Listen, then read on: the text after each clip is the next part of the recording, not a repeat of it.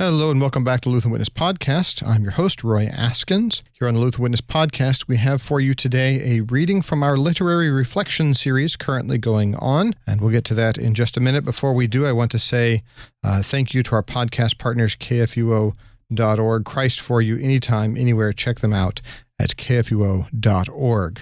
You can listen there online and everything. It's fantastic. On our podcast for today, we actually have a reflection on To Kill a Mockingbird and Christian Love in the Three Estates by Sarah Rinsel, read for you by our online blog editor, Stacy Icing. To Kill a Mockingbird and Christian Love in the Three Estates, a literary reflection by Sarah Rinsel on Harper Lee's To Kill a Mockingbird. Almost every freshman in America reads Harper Lee's classic novel, To Kill a Mockingbird, in English class. And it is good that so many people read it. The novel is an excellent expression of what it means to love your neighbor, the vocation to which every Christian is called. Atticus Finch's famous line, "You never really understand a person until you consider things from his point of view, until you climb into his skin and walk around in it," serves as the linchpin for the novel. And Scout Finch, his daughter, serves as our fearless narrator. In episodes both comic and serious, Scout slowly figures out how to live and love in light of her father's wise words. Scout is young, very young to be dealing with sins as grave as racism and problems that run as deep as generational poverty. At the time of the novel's famous courtroom scene, where she witnesses her father defending Tom Robinson, a black man falsely accused of raping a white man's daughter, Scout is 8 years old. It is striking how this incredibly serious plotline, where the life of an innocent man is at stake because of the evil prejudice of another man, is woven into the daily life of a young child.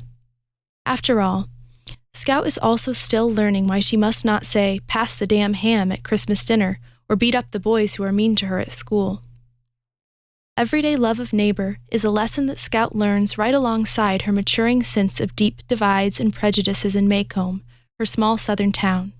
Why does Aunt Alexandra care so much about the Finch family name? Why doesn't her teacher, Miss Fisher, understand not to lend money to a Cunningham? With each of these episodes, Scout eagerly waits for her father to come home from work, climbs into his lap, and asks the child's question, why? He gently reminds her to consider things from the other side, because that will enable her to better love and respect her neighbors, even and especially when they are small-minded, ignorant, or rude.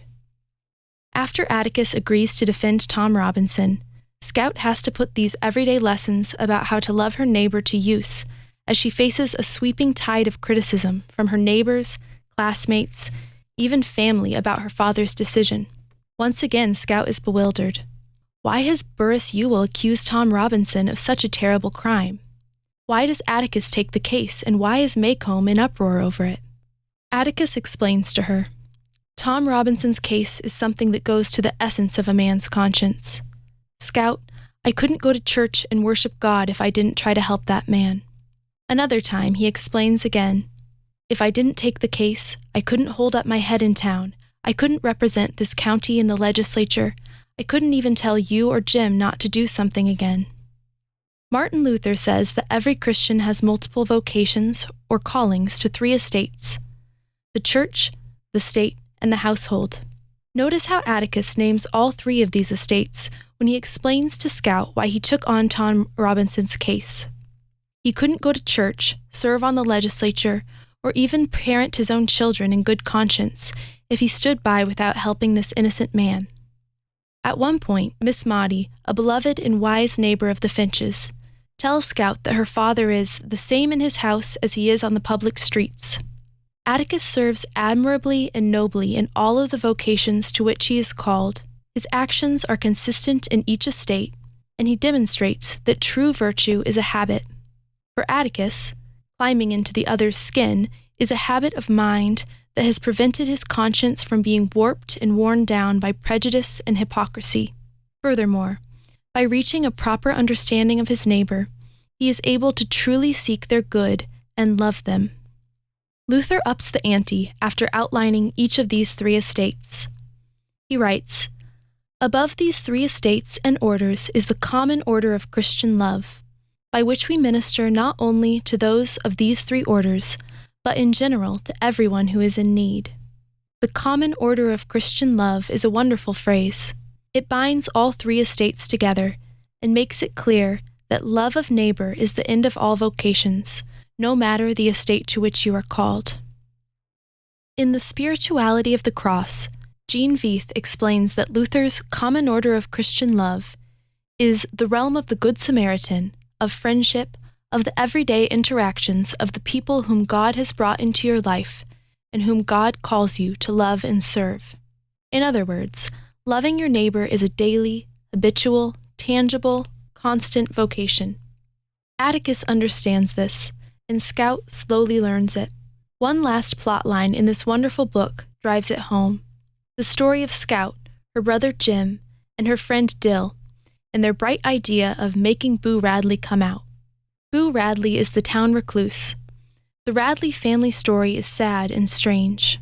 Gossip about Boo Radley runs wild, and nearly everyone in Maycomb should be ashamed of themselves for what they have had to say about him, especially because it leads to children like Jim claiming that Boo lives off of raw squirrels.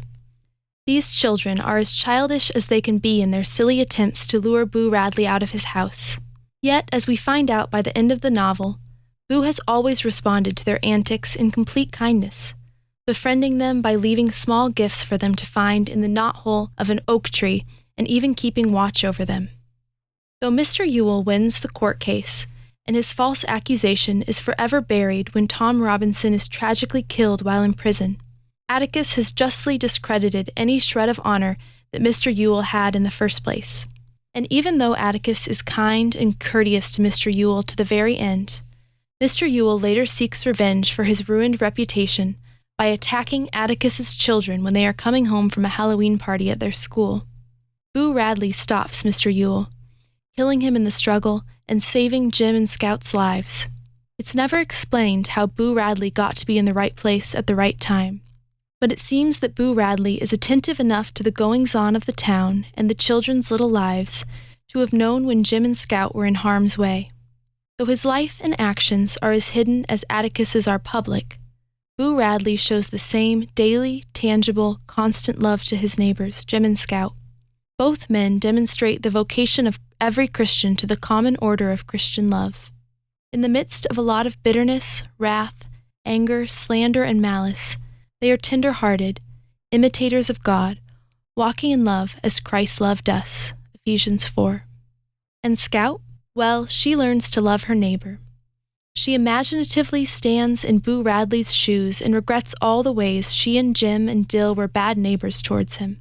She immediately understands why Boo Radley's heroism will never be made public. The limelight would be a torment to him. She remembers the deep injustice that the town has also done to Tom Robinson, and reasons that any injustice done to Boo Radley, too, would be like killing a mockingbird.